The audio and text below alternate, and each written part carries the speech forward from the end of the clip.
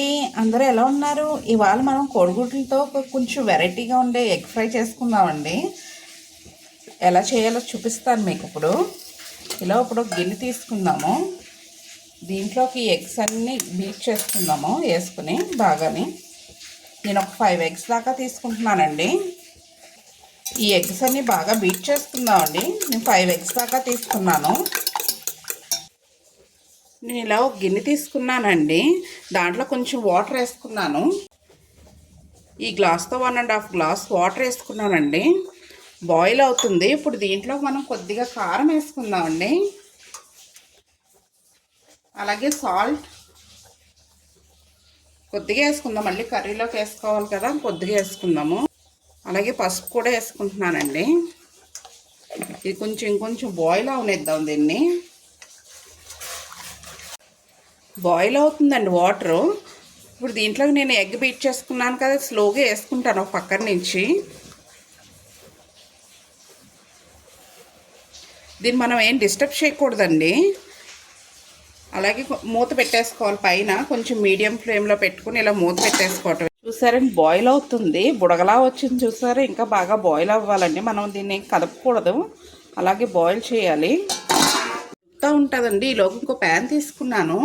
దీంట్లో కొంచెం ఆయిల్ వేసుకుందామండి. ఎక్కిందండి. ఇప్పుడు నేను కొద్దిగా జీలకర్ర వేసుకుంటున్నాను. అలాగే ఉల్లిపాయలు పచ్చిమిరపకాయలు కూడా వేసుకుందామండి దీంట్లోకి.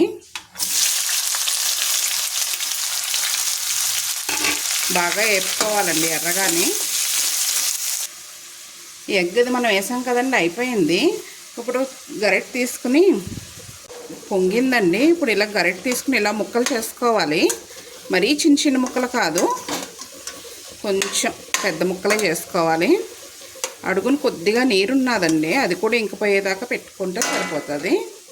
ఉల్లిపాయలు ఎగుతున్నాయండి, ఎర్రగా వేయించుకోవాలి. కొంచెం కొత్తిమీర వేసుకుందాము. బాగా ఎర్రగా వేయించుకుందామండి ఉల్లిపాయలని. వేగిపోయినాయండి. దీంట్లోకి ఇప్పుడు మనం పసుపు వేసుకుందాం. కొద్దిగా పసుపు వేసుకుంటున్నాను. అలాగే సాల్ట్ కూడా అండి. ఇందాక ఎగ్ బాయిల్ చేశాను కదండి, దాంట్లో ఆల్రెడీ వేసాను కదా, అందుకని ఉల్లిపాయలకు సరిపడా వేసుకుంటున్నాను. లాస్ట్లో చూసుకుని వేసుకోవచ్చు. అలాగే కొద్దిగా కారం కూడా వేసుకుంటున్నానండి. అలాగే అల్లం వెల్లుల్లి పేస్ట్ వేసుకుంటున్నానండి. ఇవన్నీ బాగా కలుపుకుందాం. అలాగే దీంట్లోకి ఇప్పుడు ధనియాల పౌడర్ వేసుకుంటున్నానండి. అలాగే కొద్దిగా గరం మసాలా కూడా వేసుకుంటున్నాను.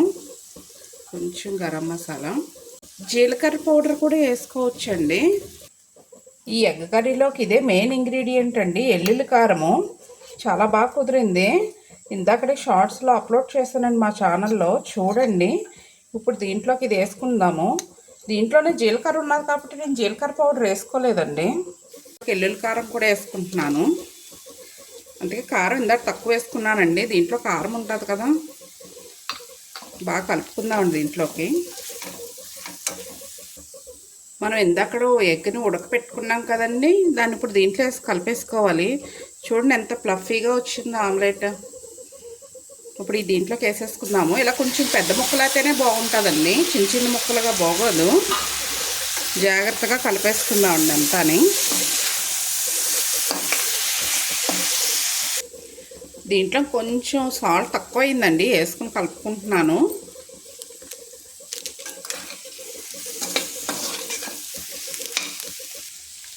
ఇలా దీంట్లోకి నేను చిల్లీ ఫ్లేక్స్ కూడా వేసుకుంటున్నానండి. బాగుంటుంది చిల్లీ ఫ్లేక్స్ వేసుకుంటే. దీంట్లోకి చిల్లీ ఫ్లేక్స్ అయితే వేసుకుంటున్నానండి. దీంట్లోకి వెల్లుల్లి కారం మానేసి ఇలా చిల్లీ ఫ్లేక్స్, ఆర్గానో కూడా వేసుకోవచ్చండి. అది కూడా బాగుంటుంది. అది కూడా కొంచెం డిఫరెంట్ టేస్ట్ ఉంటుంది. ఇలా ఆర్గానో కూడా వేసుకోవచ్చు. ఇప్పుడు నేను వేసుకుంటలేదు.